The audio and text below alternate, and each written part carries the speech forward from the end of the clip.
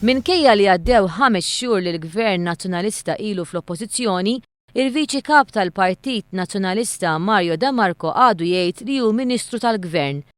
Dan jiġdu il-profil tal-kont personali tiegħu fis-sit elettroniku tal-midja soċjali Twitter.